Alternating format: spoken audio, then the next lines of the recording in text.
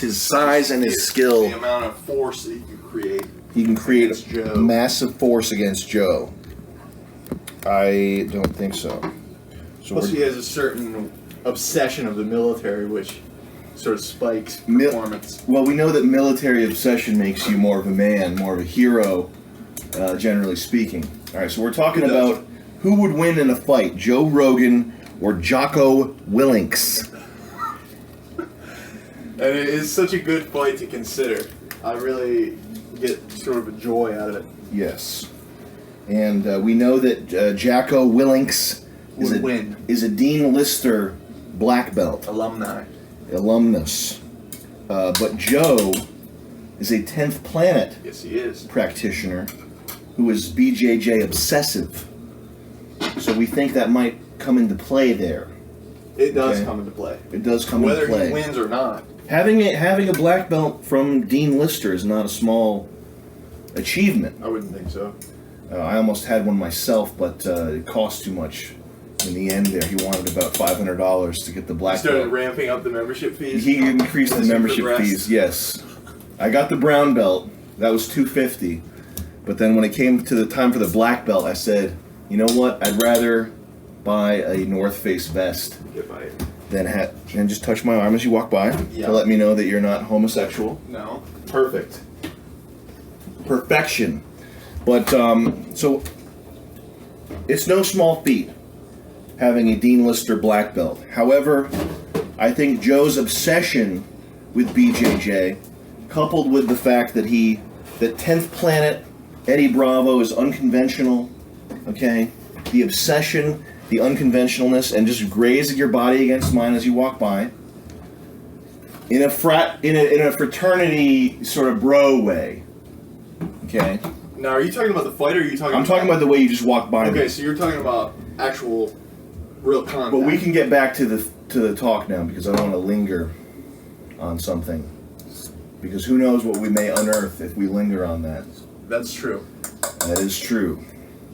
And Jocko has, what do we think, 30, 40 pounds? He has a massive weight difference. It's not a massive weight difference. I think Joe is more focused on health these days, and I think if Joe were to train for a fight, he would put on a lot of muscle. I think Joe is doing his sort of yoga. He'd be doing Regenikine. He'd be doing flying to Iceland, doing all kinds of things, and I agree with that. Thank you for supporting me, because that's my other point. Is that if they were given time to train, and I said this before, that point.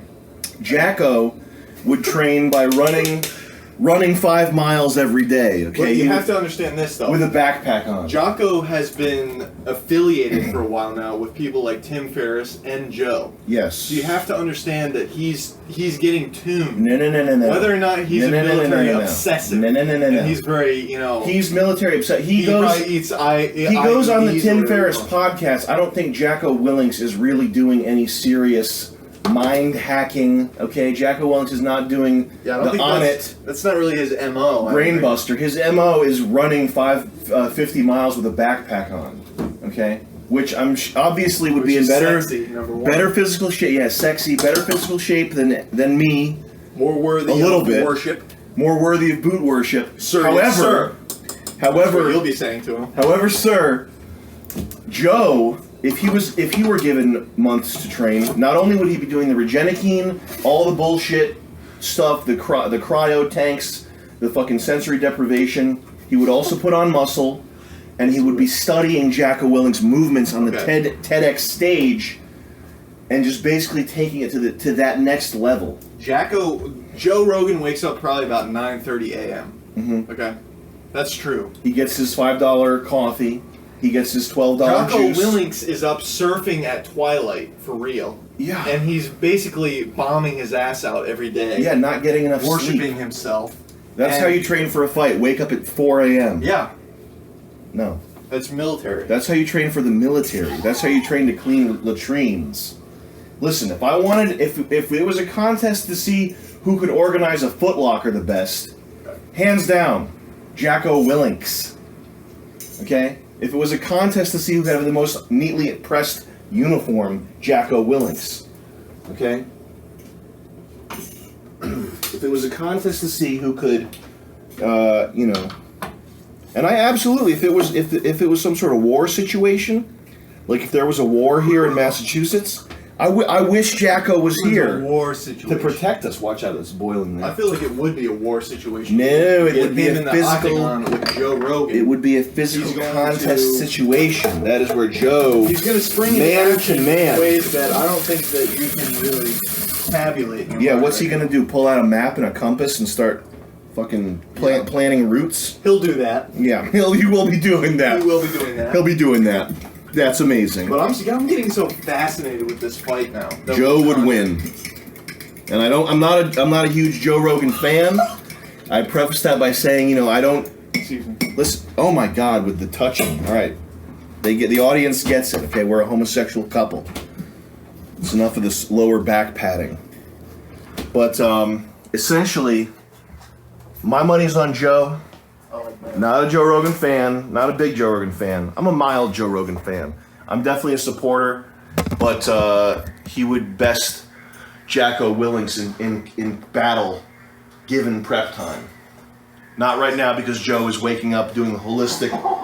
He's going on long walks, he's meditating, okay? But give Joe Rogan 2 months to prepare for battle. Jocko's ready tonight. That's all I have to say. Ready to run on the beach with no shoes on. Joe's going to need about 4 months of preparation. Plus, Here are the categories where Jocko Willink could beat. Here's the categories where Jocko Willink could beat anyone on the planet right now: hiking, running on the beach, barefoot, beating them in a fight, beating off, cleaning and pressing a uniform, polishing boots, strapping on a plate carrier. Jocko's sexy though. All right.